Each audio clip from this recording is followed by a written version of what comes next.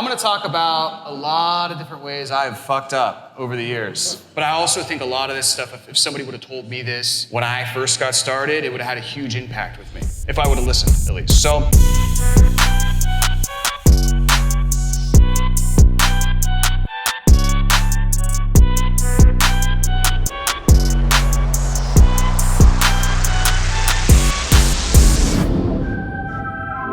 Bro, what happened, bro? You ghosted me on the call. What's up? I didn't ghost you. You just left me on silent, bro. On mute. You didn't want to get close. No, I'm just kidding. We're gonna be doing our mastermind in Medellin in April. Really? Yeah. Cool. She's planning it for us. Yeah. Oh, that's great. I was just telling her that I like that you guys are working together now. Yeah.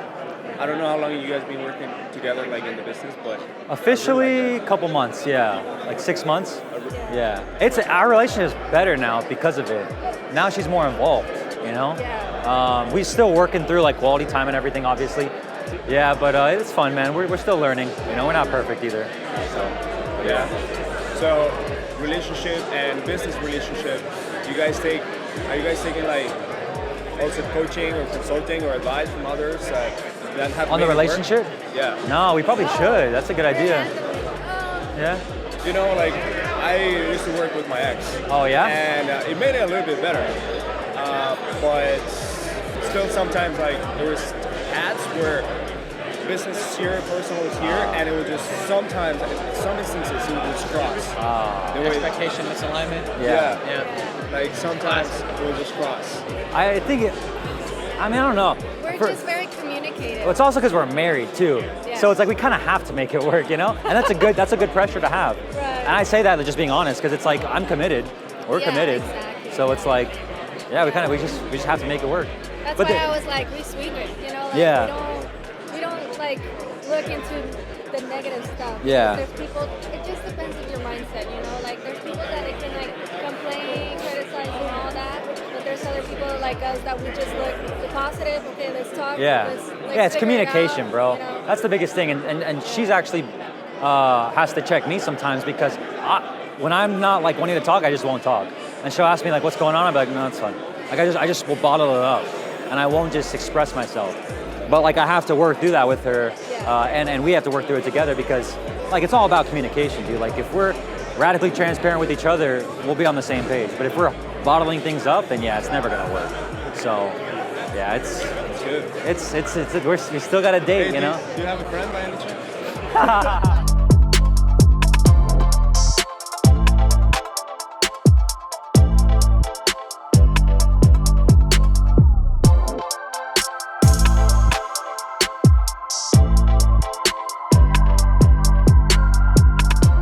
For everybody. Thanks, guys. Really appreciate it.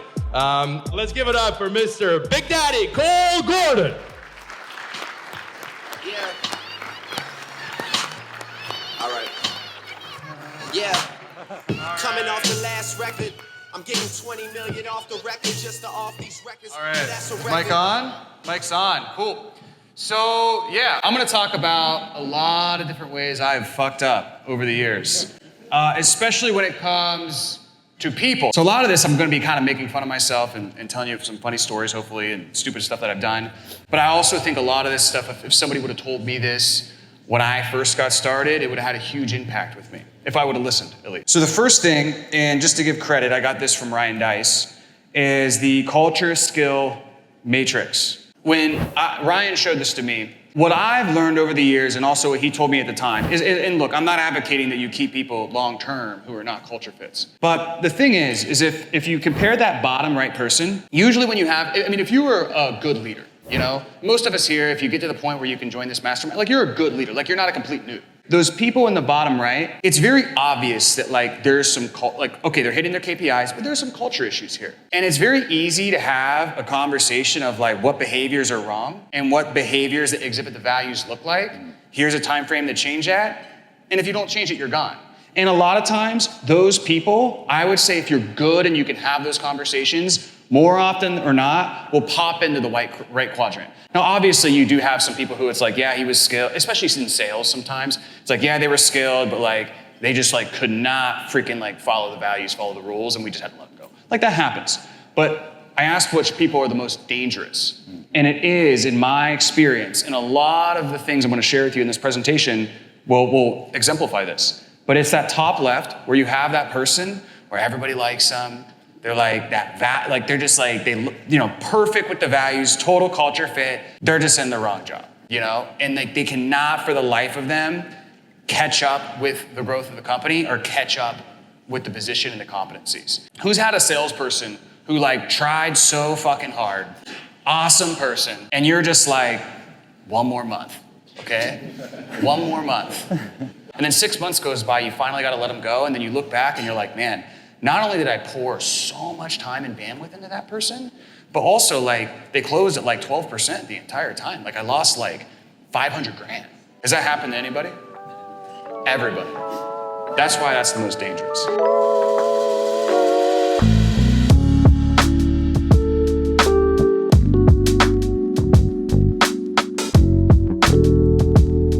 Instead of the free strategy call, which is what we're calling our call right now, I'm gonna reframe it to the ad spend audit, a free ad spend audit call, or a free YouTube ads audit, right? Where we're gonna audit your offer, your funnel, your sales process, your metrics, right? To actually see if you're structurally sound enough to scale with YouTube ads. Then, if you're already running ads on YouTube and you can't get the results you're looking for, we'll actually have you pull up your ads account with us on the call in the first 30 minutes and go through your campaigns, your targeting, your settings to see where the bottleneck is. And then, it's a good email? Yeah. Yeah, and then we'll use the last 15 minutes to customize the game plan and lay out the action steps for you to implement over the next 30, 60, 90 days. And of course, at the end, if we believe we can help, we will make you an offer. You don't have to buy it, but we will make you an offer. Regardless, you'll leave with actual value. So you actually get the value you're showing up. I'd love to pull back the curtain around what Grant and I are doing with stages in 2024 because there's a lot of things that worked in 2023 and a lot of things that didn't work in 2023. And our lead cost has gone up a lot across all advertising platforms. Anybody else gone up a lot this year? Let me give you a lot of free leads in the next 45 minutes. These types of crowds are the hardest crowds because most of you in this room are doing multiple 7 or 8 figures. And so you're like, I know what I'm doing. I got this thing dialed in. What's this guy have to share with me? I'm telling you, what I have to share with you today is we just reverse engineered with Grant and our companies how we're gonna use stages in 2024 for a 9-figure customer acquisition channel. I hope you'll take one freaking nugget today, because I've been doing this for 20 years. And it started with him. This is what happened. When I met him, he was doing $150,000 in revenues. I'm gonna give you a case study to start, a case study to end. You guys like case studies? I'll give you a couple. He was doing $150,000 because he was trying content, and he was trying, a bunch of stuff. He didn't have a good salesperson. He was trying traditional fundraising. He was doing whatever he could, but he was going the wrong way. And then we got involved, and we started helping him understand the power of 2 concepts that I'm gonna teach you today, OPS and OWN. And here's what happened. All we did is focus on the bottom right for him. And this is where he went to. That was the first time where I realized the power of stages would work. And so this is what I wanna do. I wanna help you understand a philosophy, then I'm gonna talk about the stages that Grant and I are on. The philosophy is other people's stages, OPS. If you ever hear me say OPS, who knows what OPM is? Other people's money. So other people's stages and then your own stages. And I'm gonna talk about the ones where Grant and I are most focused on in 2024 to help you. So you can do them digitally, you can do them physically. Now here's the pros and cons. This pro is huge. It costs you no time or no money. Cole had to spend hundreds of thousands of dollars for this event. I had to fly over from Colorado Springs this morning at 6 a.m. to be here to deliver something. I want you to think about that. You want to gain time back and gain money back? OPSs are like leveraging OPM. OPS is OPM. The con is you don't own it. The pro to this side, you own it. The con to that side, it costs you time and money. It costs you time and money.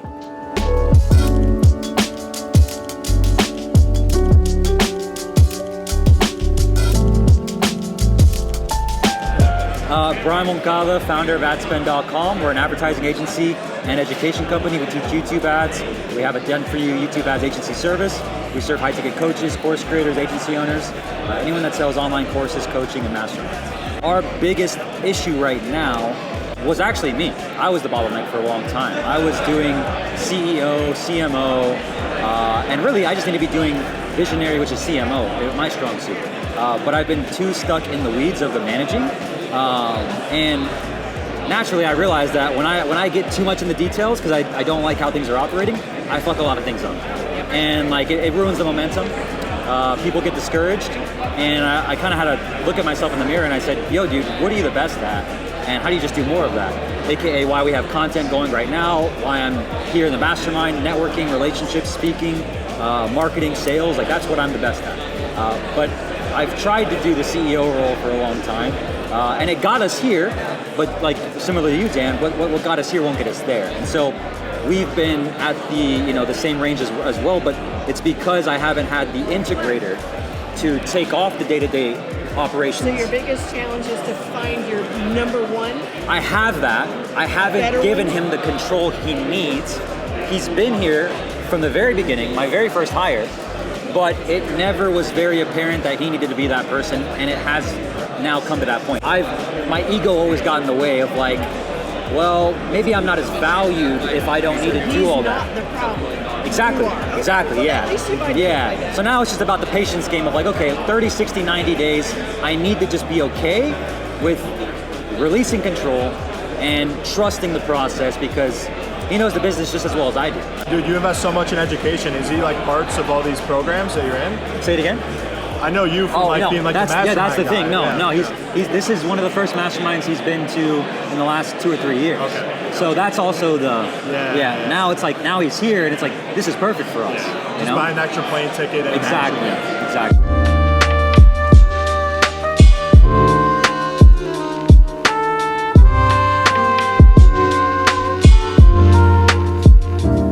Failing has made me so much more money than being successful. And the reason why? Who really takes the time to analyze why they were successful? Oh, it worked, it was great. How'd you do it? I don't know. But when something doesn't work right, roll up your sleeves, get to analyzing to figure out exactly where I went wrong. My thing is, I never wanted to be successful to the point where I didn't know how it happened, because if I don't know how it happened, it's not repeatable. So here's the question. I ain't tell y'all who I am, what I do, or anything like that. Who is Boyd Cluess? The point is, it does not matter what you say about yourself. It doesn't matter how much you believe that you are the best at what you do, how good your results are. What really matters is what other people say about you. It's your reputation. Your reputation, especially in the digital space, is so important. Oftentimes people think that they can compensate for that with good marketing campaigns, Lamborghinis on social media. And this right here, if you're taking notes, one of the first things that I failed in when trying to build an 8-figure business is I failed to accept the reality of what a high-ticket business is. And this is about to blow your mind. Y'all ready? Here it is. Convincing complete strangers to give thousands of dollars to a random person from the internet. That is what made you guys millionaires. Think of how ridiculous that sounds. But our job is literally to convince them to do that. So why not give them what they need to believe you? Because many of us are doing things that are extremely disruptive to an industry. For example, my company, Baxter Cluess Cybersecurity. When people ask, hey Boyd, what do? I help people upgrade their jobs to a 6-figure tech career with no college degrees, no certifications, no coding skills in as little as 90 days with a cybersecurity assurance specialist program. Like, what do you mean? You can't get into cybersecurity without a degree or tech or coding skills? Immediate objection. So we have to give them enough evidence, enough credibility to overcome that objection. And with me failing to understand what a high-ticket business really is, I didn't consider consumer psychology at all.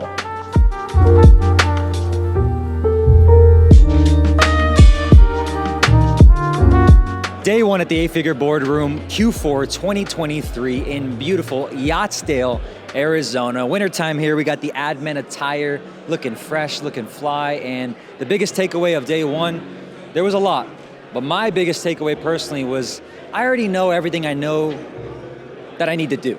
But it's just about doing it, and it's about trusting the process more than anything. My biggest bottleneck in our business has been myself, and if you're a business owner who's watching this, whether you have an agency, a coaching program, or a course, and you're wondering why you can't grow, you're wondering why you can't scale, you really have to ask yourself if it's you, because it just might be like it was for me. And that's why at the table, as you saw, potentially during the scenes before this, you saw me being extreme in my ownership of myself and taking full responsibility that I was probably the one and have been bottlenecking myself and my team because I haven't been given up control. I haven't released control. I haven't been the one to be able to say, you know what, I can't do all this by myself anymore. I got us here, but I need to integrate an operator and integrator into the business to make sure we can actually have the infrastructure, the management, the systems, the operations to scale. So a little bit longer than normal, but that's been my biggest takeaway. A lot of other stuff to come, as you'll see tomorrow, but that'll wrap it up for day one. We'll see you bright and early tomorrow morning for day two tomorrow.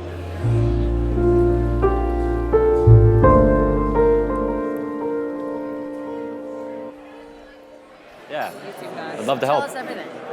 With YouTube? Tell us everything. How to make it work. Well, with YouTube organic or YouTube ads? Both. Both? Well, there's no shortcut, but it's pretty simple, right? It's advertising. So, are you guys good on video? He is good on video. I mean, we both are, but I think we do a lot of it. We haven't. Not YouTube, but No. we do a lot of like courses and training and. Yeah. So yeah, you're good enough to pitch the offer, sell the offer. Oh, he's great on stage too. I've grown TikTok to 200,000 followers. The thing is, we haven't done YouTube as a channel. Have you guys ever ran ads for the offer? Yeah. Okay, Instagram sick. and Facebook, but not YouTube. And it's working profitably. It's working really well. Yeah. Well, you just diversify on YouTube. If it's working on Facebook, you can have success on YouTube. It's just going to take about 21 to 30 days to actually become profitable. What I mean by that is the first 7 to 14 days are a testing window, right? Yeah. You're just launching your ads and you're just seeing where the audience is. Google's just figuring out who you are, right? And what your audience is Do you wanting need for. to have YouTube presence to run ads, or you were like, doesn't really matter? Like You can create a YouTube channel that has no videos and put ads on it. No one can find them, and you can run ads tomorrow. So it's pretty simple. What is your comparable cost metrics on YouTube versus Facebook? Like, what do you? So high ticket offer, I'm assuming, right? Yeah. 5 to 10K? 10 to 30. Okay, 10, oh, 10, 20, 30, beautiful. yeah. And book a call funnel? Yes. Yep. Yeah, so average cost, what's the market? We teach capital raising, so I teach For real estate investors. Mostly, I teach Okay. real estate investors how to raise money. Okay, so yeah, your cost per lead would probably be around 20 to 25. Yeah, that's where we're at right now. Yeah, 20 to 25 at scale, maybe 30, like to find the really qualified ones. Right. But then once you're there, your cost per book call is going to be about 250 to 300. Okay. So that's like the basic front end metrics for the ads, Right. Okay. right? Now beyond that, everything is dependent upon the funnel, obviously. Right. So show up rates, VSL conversion rates, all that stuff. Right. But that's already what you guys have dialed in. Yeah. So now it's just about getting more lead flow into the funnel with YouTube. So then what does your offer cover exactly? What do you teach? Well, so you guys went through my training in Cole's program, right? I did. Okay. He did not. Okay. I'm So, sorry, I'm asking. No, totally fine. No. Everything that you would need to get up and running, you can do yourself from that training, if you wanted to. And if we don't want to. Well, that's why we have our business, yeah. So it's a done-for-you agency service. Yeah. So we set up your ads. We'll help you create the ads. We write your scripts, coach you on how to film the ads, edit all the videos for you, and then set up all your campaigns, tracking, and audiences to target, right? So we give you the system you need to start generating leads. And then we coach you or your team, if you want, on how to manage, optimize it, and scale it yourself, or with their help. So you don't need us or any other agency again unless you want to, right? Some people obviously like that offer, but they're like, I just want you to manage it after you launch it. Yeah. That's where we're like, okay, well, that's why we have the agency No, service. because we tried it with Instagram and Facebook. We hired an ads guy, and he's like solely employed. But the thing is, it's like figuring things out. Yeah. We realized it's much faster to hire an agency, help us ramp it up, train the team, because just this process of like the guy figuring it out, it's still too long because, I mean, you can't know everything. So. Yeah. That's where the hybrid offer would make more sense. Yeah. So it's a done for you, done with you, right? We install everything you need to get leads.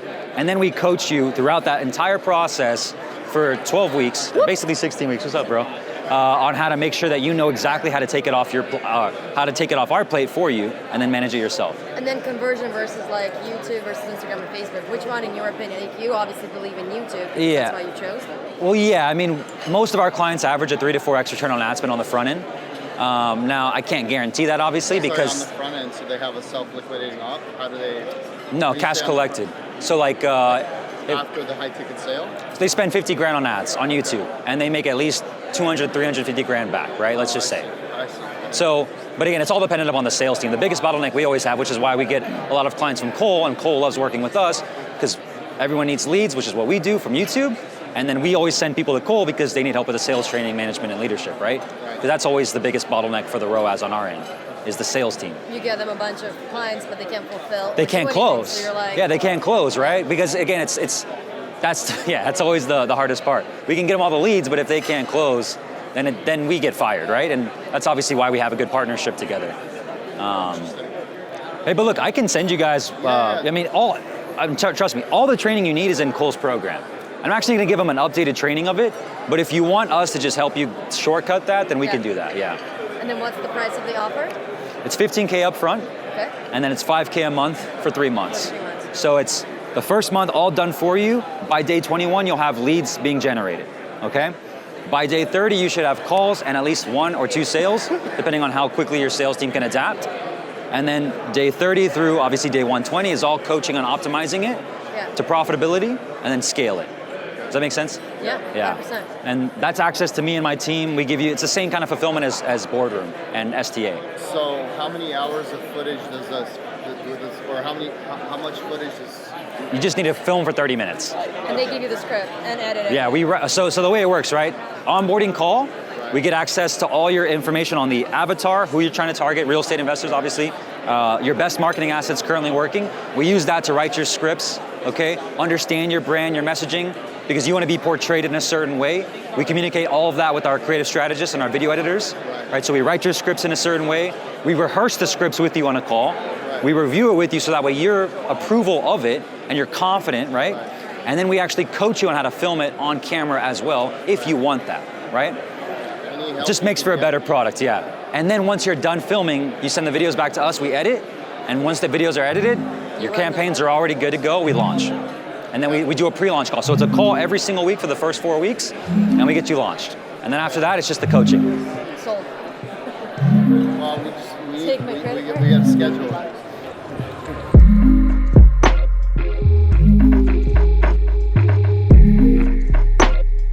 Can you give him a great round of applause, please? Mitchell Miles.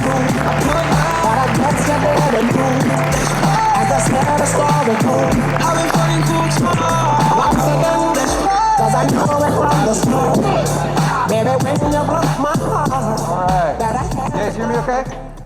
Alright, yeah, that guy literally has not missed projections one time ever since. So I had a lot of churn on my team.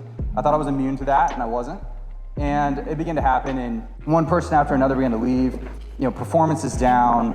I'm like, number one, why did that happen? Has that happened to any of you guys? Did you have a sales manager leave the company and you had to take over the team? Yeah, sucks. Okay, it sucks. I had to take over the team myself. I was running 2 companies and having to run a sales team myself. It was awful. And I learned some really big lessons leading up to that taking place. And then I began to turn the team around, and I learned a lot of lessons of what to do, what not to do in that process. So if you haven't had to take over a sales team again and get back on the calls and all those things, it might happen, but I want to help you prevent it. So let's get into it. Step number 1, first, let's look at the data before and after. So I just want to give you some metrics of like what the top 2 sales guys on the team now, what were they doing before? What are they doing now?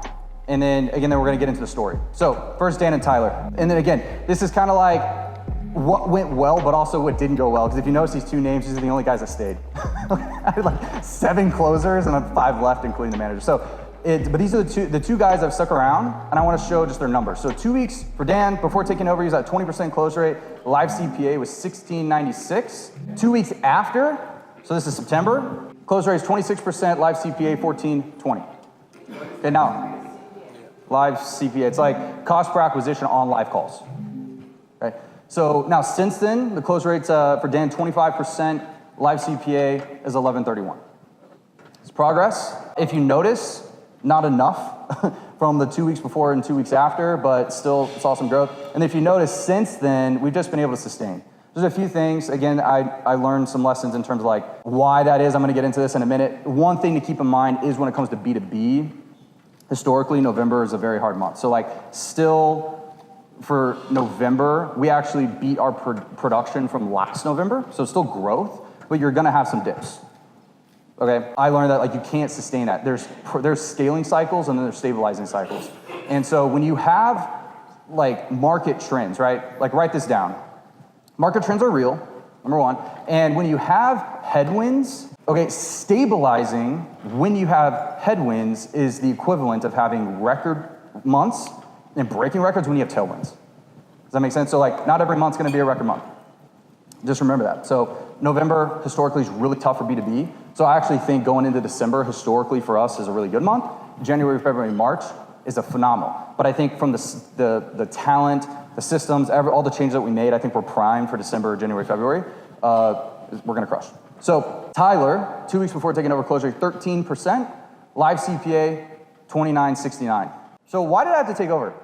Again, if we're gonna look, being vulnerable, like we're gonna look back like 2023, like it is the month that I think, or the year that like I made tons and tons of mistakes, but I learned a lot, and that's why I wanna give to you. And so the biggest thing, number one, was back early this year, I moved up to president and CEO and took over RCA.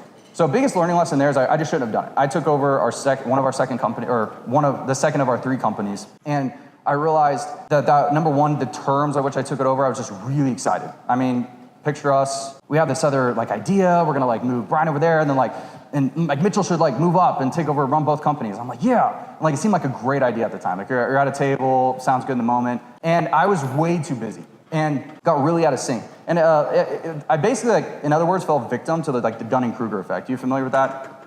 There's 2 psychologists. They realized there's this cognitive bias that happens where someone becomes a little too confident.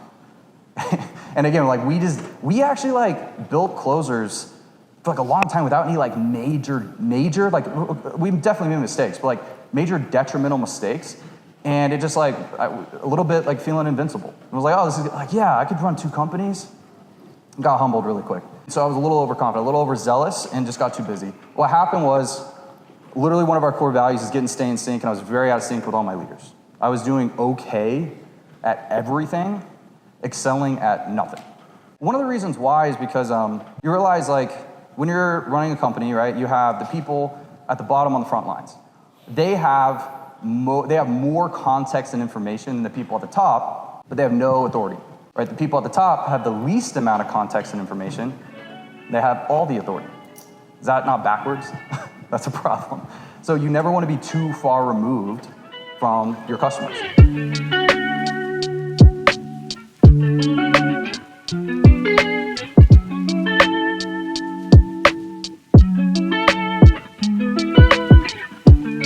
I just got word this morning. So I redid all of the Facebook ads training. So previously in the Facebook ads training, we had an agency do the training for us. So like they kind of donated their training to ours. And look, they're great. But obviously like there's a different way, like the way I run ads is the way I run ads. Like it's just different than probably how any other agency or any other person runs ads. Like, I mean, everybody does it a different way. And what I did find is that there was like a lack of congruency between, okay, we teach like these 3 or 4 funnels, and then, for ads, like there's a specific way I do ads for each of those funnels or platforms or what have you. So the YouTube training is still Brian Moncada's. I think that's exactly how I run ads. It's very, very good. The Facebook I changed to where me and Jimmy basically tag team. It's much shorter, and in my opinion, it's much simpler, and it will apply directly to like the VSL, or if you're doing a webinar, it applies directly to the webinar. Or if you're doing, DM ads, it applies directly to that, or a group funnel, like directly to that. So it's very, very congruent with how everything else is in the training. And then I also talk about how we really like actually scale. I mean, we've spent as much as like 700, maybe even 800,000 in a month. So I mean, I'm not, look, I'm not an agency. I don't run clients' ads for a bunch of people, but I know some things, to spend that much.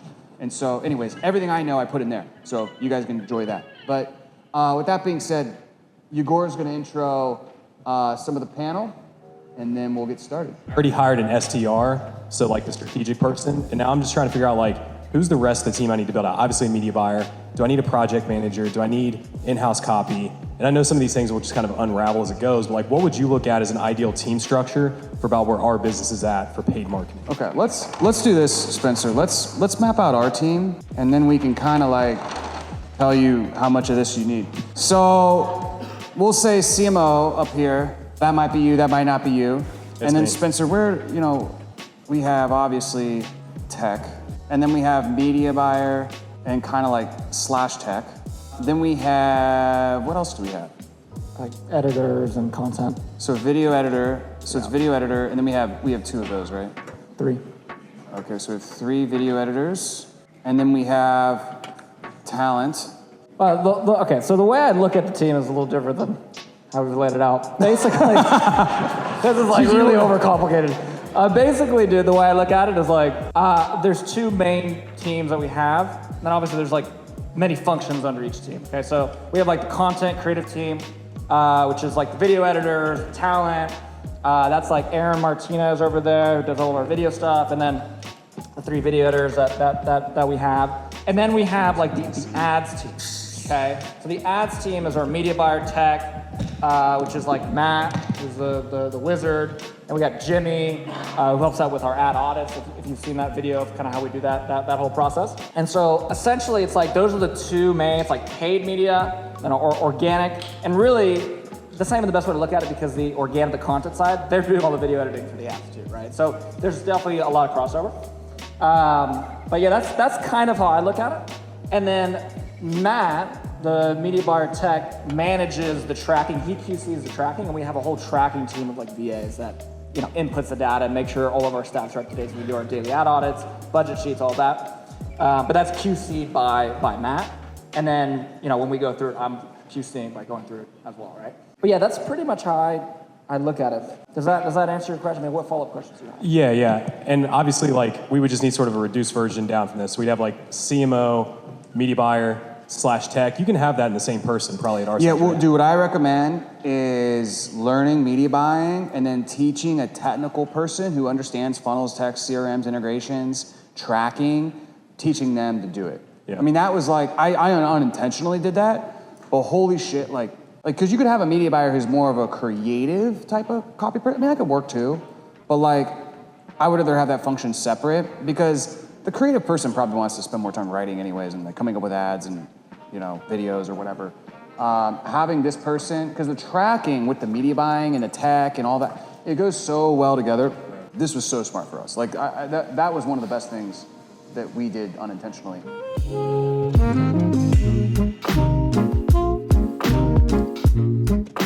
In terms of like cost per acquisition too, it's going to be higher. The cost per call is going to be higher, but the measure, I'm trying to think of the stat to measure it, but basically the quality of lead.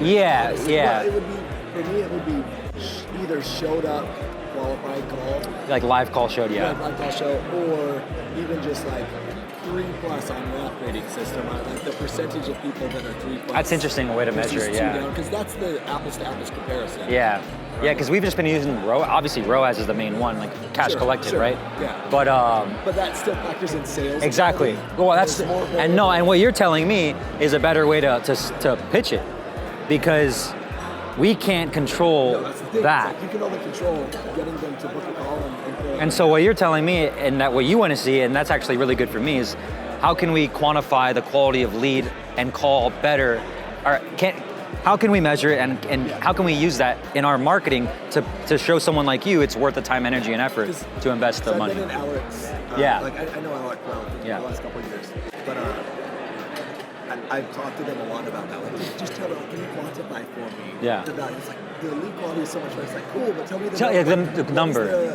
What is the and just at least because you sit in a really specific seat that again very few people can, where you have access to all the data, right? It's like I'm sure you have clients that are running Facebook ads. Yeah. And we do that for them in the back end. Don't get me wrong, it's hard.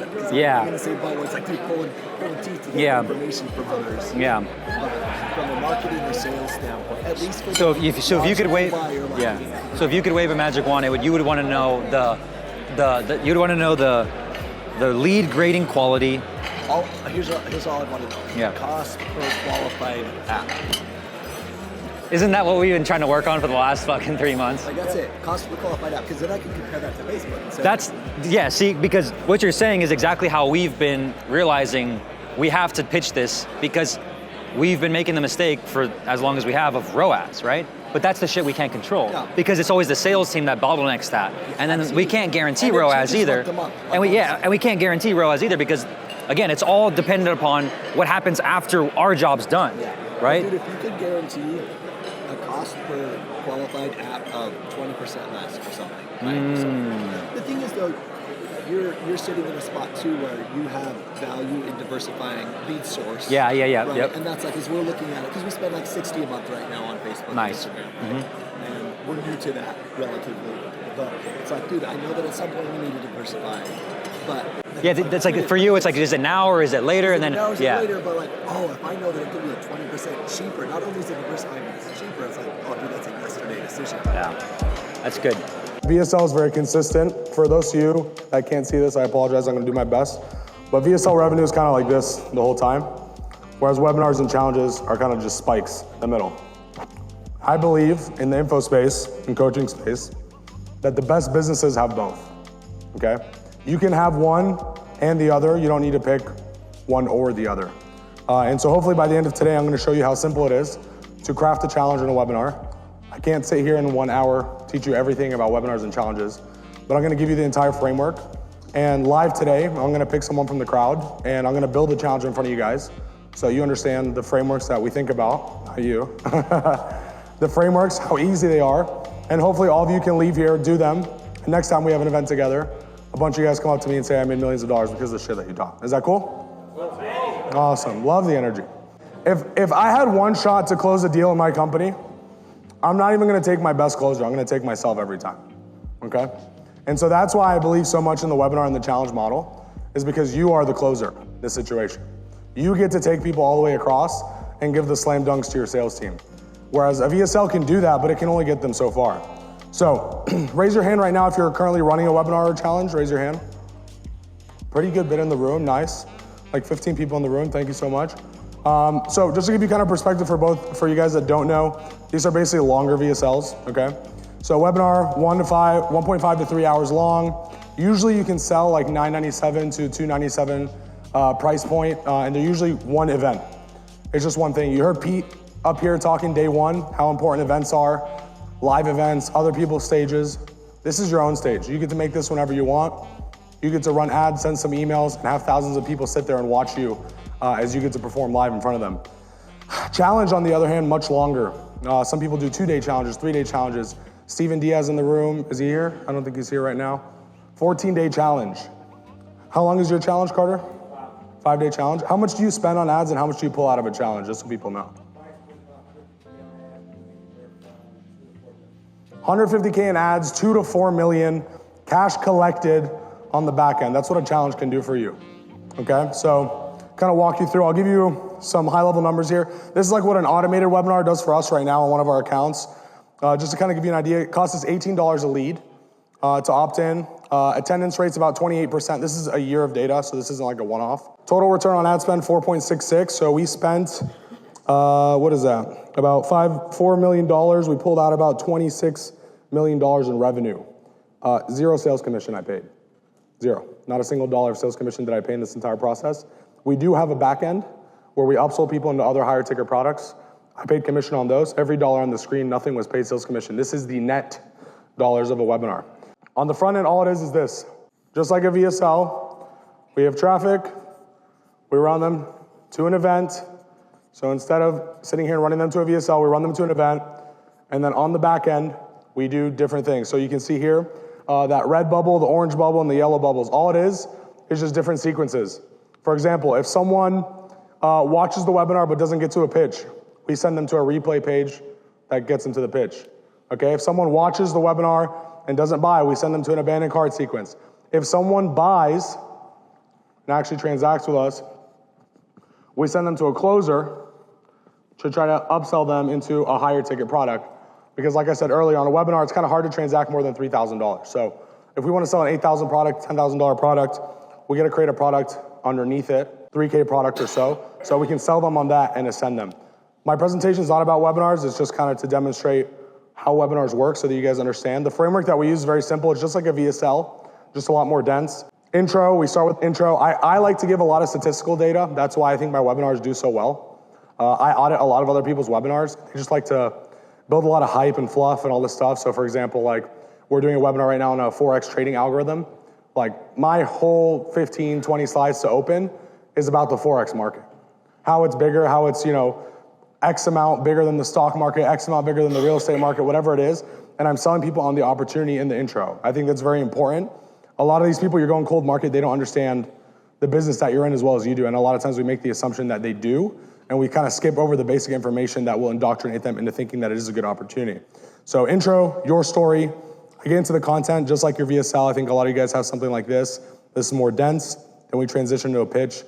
It's very simple. If you guys want my actual deep webinar framework, just hit me up on Instagram. I'll give it all to you guys for free. I just don't want to spend this presentation going over this. I want to talk about the challenge framework, okay? I think it's just important for you guys to understand the opportunity here, okay? I did this without salespeople. You can literally do this yourself. I'm going to script one right in front of you so that you understand how to frame it, and then you guys can go do this on your own. So a couple things I think that are important inside of a challenge. One, we need to give the participant an end outcome that's super important. So I love theming my challenges. I like to do my challenges based on like news. Like mortgage rates went up. I'll do a challenge around like what to do if mortgage rates went up as a loan officer, right? How do I get more deals with less demand in the marketplace, right? So the example I'm going to do today is going to be with Client Ascension. If you could stand up, Andre. So basically, we're going to talk about his. What's your service, Andre? If you could stand up, where's the mic? So Client Ascension is a coaching program for agency owners, and we help them install a cold email acquisition system in their business. So cold email? Yes, sir. All right, cool. Cold email. So if I were to do a challenge around your product, and stay standing for me, I'm going to ask you a couple more questions. I would want the participant to come out with an end outcome, for example, of launch your first email campaign, book your first appointment through cold email, something around the end product that I'm going to sell them. He needs to know that what the actual outcome is that they're going to expect from going into that challenge. So that's number one. I know it seems so simple, guys, but I see so many people just run these challenges. And if I'm entering a challenge, paid or free, I need to expect to leave 3 to 5 days later with a specific outcome. Whether it's in Steven Diaz's case, he teaches them how to launch an Amazon store. I need to go in there and actually leave being able to launch an Amazon store. So this is the most important thing. I think a lot of times as marketers, this is why I'm so hell-bent on this one topic. We just think of like all the ways we can sell them. We don't think about all the outcomes we can give them in order to get that sale. And in a challenge, it's going to be super important. So with a challenge, I have 3 to 5 days, whatever window I want. And I want them to get used to doing what I tell them to do and that resulting in something good.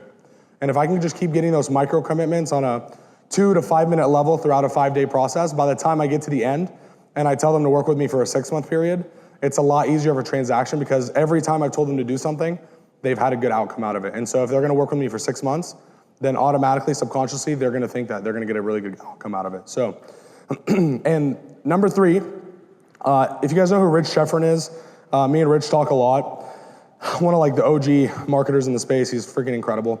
And he basically told me this. We were talking about this the other day. He said, you need to get the person to believe it's probable, not just possible. Okay, this is like, if you take anything from my presentation, please just take this sentence. I'm going to walk you through what I mean. Mr. Boyd, yesterday we were talking. Can you stand up real quick? Yesterday we were talking. I was talking with Boyd, and we were talking about his program. And what did you tell me you do to indoctrinate people as soon as they sign up in your program? Could you walk me through that real quick? So as soon as they sign up for the program, we have mindset training. And before they go into the actual tech training, there is a challenge inside of the program.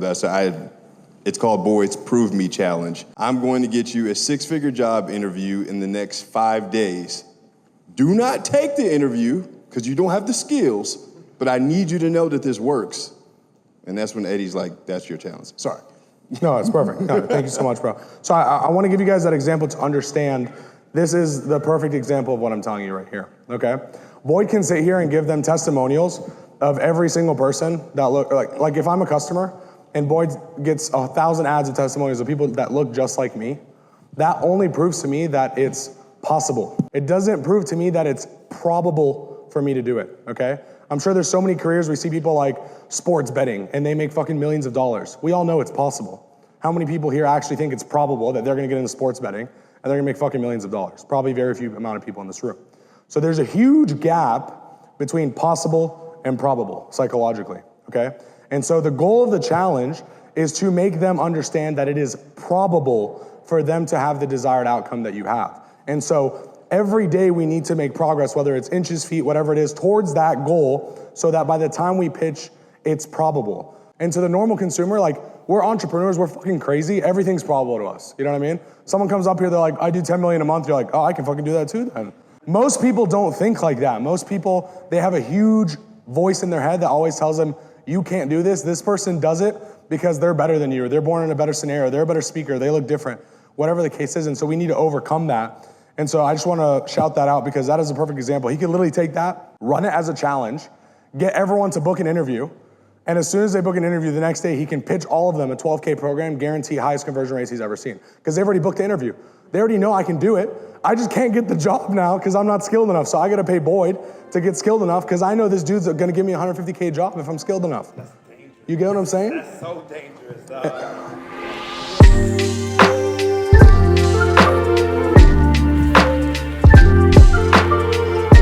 We're putting them in a Ferrari.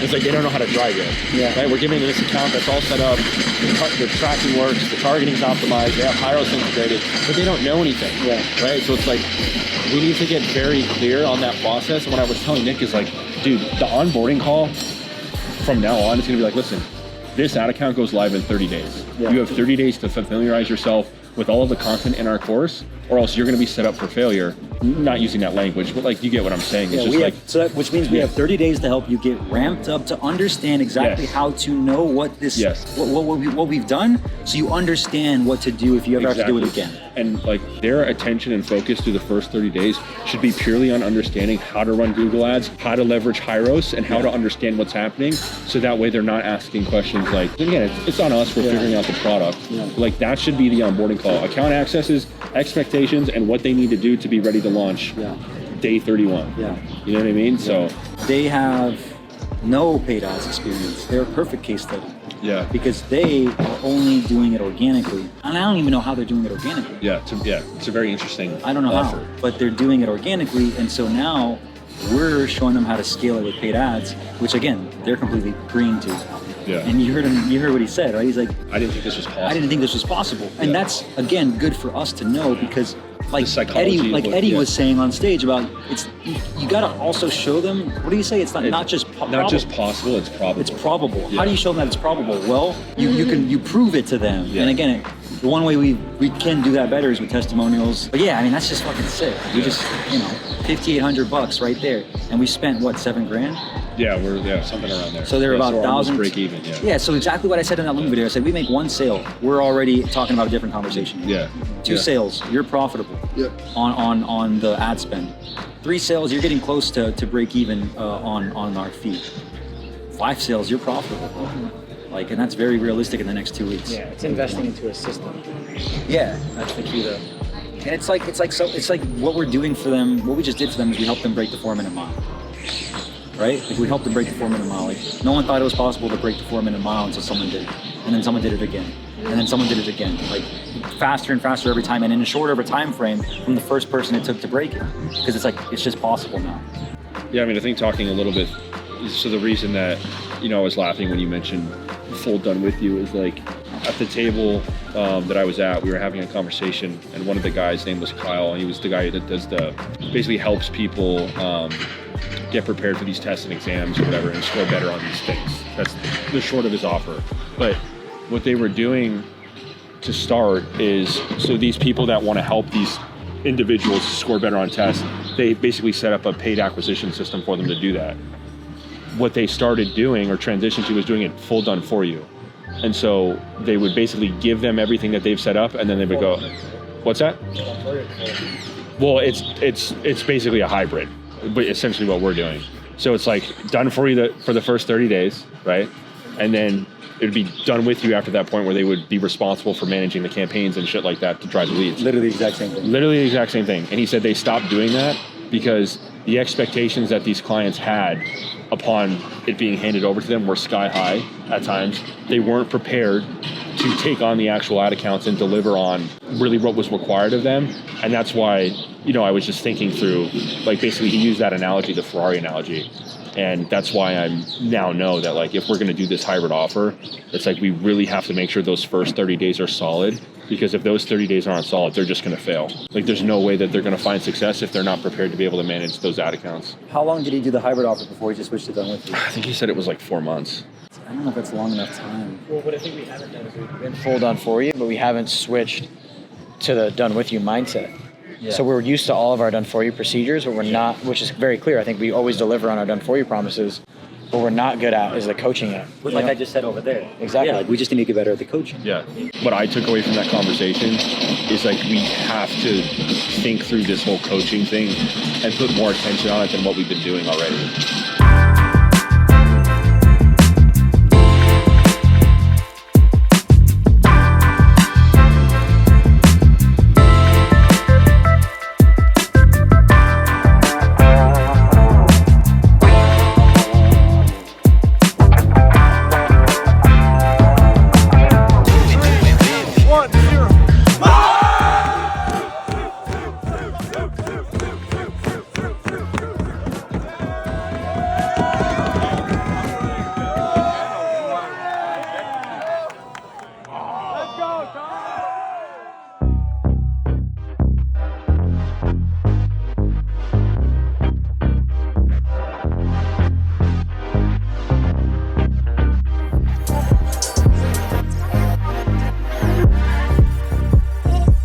What would you look at as an ideal team structure for about where our business is at for paid marketing? Okay, let's do this, Spencer. Let's map out our team, and then we can kind of like tell you how much of this you need. Can we also get some Diet Coke up here? I'm dying. I'm going through withdrawal.